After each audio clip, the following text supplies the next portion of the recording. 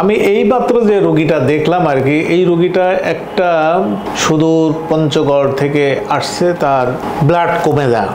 আসলে হেমাটোলজিস্ট হিসেবে আমাদের কিন্তু যে ব্লাড কমে যাওয়া বা রক্ত স্বল্পতা, এটাই খুব কমনলি আমরা দেখি আর কি। এছাড়াও যে আরও যেসব অংশ আছে যেগুলো মনে করেন যে কোনো ব্লাড ক্যান্সার হলো, অথবা কোনো অস্বাভাবিক রক্তক্ষরণ হলো, অথবা লিম্ফোমা হলো, অথবা মাইলোমা হলো, যাই হোক কিন্তু ব্লাড তাদের কমে যায় আর কি। কিন্তু এর কেসটা একটু আলাদা টাইপের আর কি, যে সে একদম ভালো ছিল আর কি। সে ভালো থাকার পরে হঠাৎ করে তার হচ্ছে রক্ত কমছে, এবং সেটা খুব যে 1 মাস 15 দিন এরকম নেই, 4-5 দিন আগেও সেই ছেলেটা ভালো ছিল আর কি। 4-5 দিনের মধ্যে তার হঠাৎ করে হেমোগ্লোবিন কমে, হয়তো বা ছিল আগে 12, আগের কোনো ডকুমেন্টস তারা দেখাতে পারলো না, সেটা কমে এখন 6-এ আসছে আর কি। তো সব মিলে আমি প্রায় সময় আপনাদের সামনে বলি যে রক্তে 3টা কণিকা আছে, লোহিত রক্তকণিকা, শ্বেত রক্তকণিকা, অনুচক্রিকা।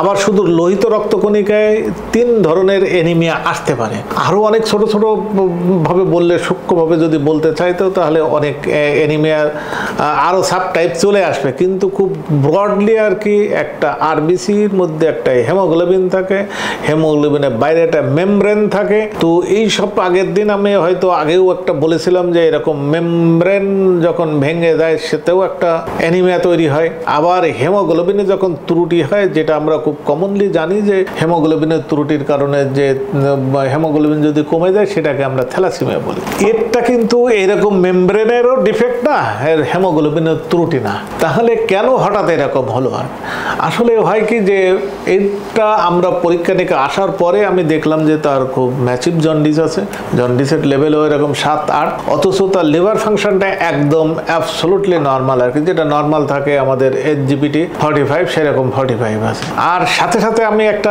আল্ট্রাসাউন্ডও করেছিলাম, তাতে সেখানে স্প্লিনোমেগালি আছে। তাহলে ও আসছে শুধু রংপুর থেকে, যেখান থেকে মানে উত্তরবঙ্গ থেকে আসছে আর কি, সেখান থেকে আসছে। আসার পরে সে আমার কাছে নিয়ে আসছিল একটা রক্ত স্বল্পতা 5 থেকে 6।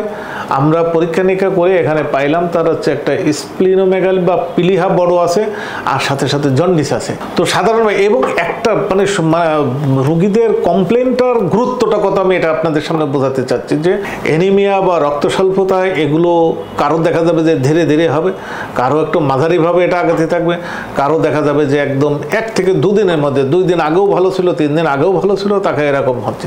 এটা কি ঠিক এরকম সাডেনলি ডেভেলপ করছে আগে? তো সাডেনলি যখন ডেভেলপ করে, তখন আমরা মাথায় আমাদের স্ট্রাইক করে যে এটা বোধহয় কোনো বডিতে কত অটো ইমিউনিটি ডেভেলপ করছে। আরবিসির গায়ে যে অ্যান্টিজেন আছে, সেই অটো ইমিউনিটির কারণে আরবিসিটা ভেঙে গেছে আর কি। এই ভেঙে যাওয়ার কারণেই যে অ্যানিমিয়াটা ডেভেলপ করে, তাদেরকে আমরা বলি অটো ইমিউন হেমোলাইটিক অ্যানিমিয়া। আর এই অটো ইমিউন হেমোলাইটিক অ্যানিমিয়ার কারণেই এখন তার এই যে জন্ডিস, তার স্প্লিন, তার অ্যানিমিয়াটা ডেভেলপ করছে। এখন কথা হলো যে তাহলে এইটা আপনি যা বললেন মুখের কথায়, তো শুধু মানে অনেকে বলে না, গ্রামে অনেক প্রবাদ আছে আর কি, যে মুখের কথায় চিড়া ভেজবে না। তো তাহলে এখন ওর অটোইমিউন হেমোলাইটিক অ্যানিমিয়াটা ডায়াগনোসিস হবে কি করে? অটোইমিউন হেমোলাইটিক অ্যানিমিয়াটা ডায়াগনোসিস করা খুব বড় কিছু না আর কি। একই কথা আমার ভিডিও যদি দেখেন, তো সেই একই কথা আমি বলতে থাকি যে আমাদের গোল্ড স্ট্যান্ডার্ড টেস্ট, আমরা হচ্ছে কমপ্লিট ব্লাড কাউন্ট করি। সেই কমপ্লিট ব্লাড কাউন্টে দেখা যাবে যে ওর হচ্ছে আরবিসি ক্লাম্প আর কি, মানে আরবিসি সব এক জায়গায় একটার সাথে একটা লেগে গেছে, যে আরবিসি একটা ডিসপার্সড, একটা থেকে আর একটা একটু মোটামুটি দূরত্ব বজায় রাখে, সেরকম নয়, সব এক জায়গায় চলে আসছে। আর একটা কি হয় আর কি, যে আমাদের ভাষায় আর কি, হয়তো আপনি বুঝতে পারবেন না, যে আরবিসির মাঝখানে একটা সেন্ট্রাল প্যালোর আর কি, যেখানে খুব একটা ফাঁকা জায়গা থাকে।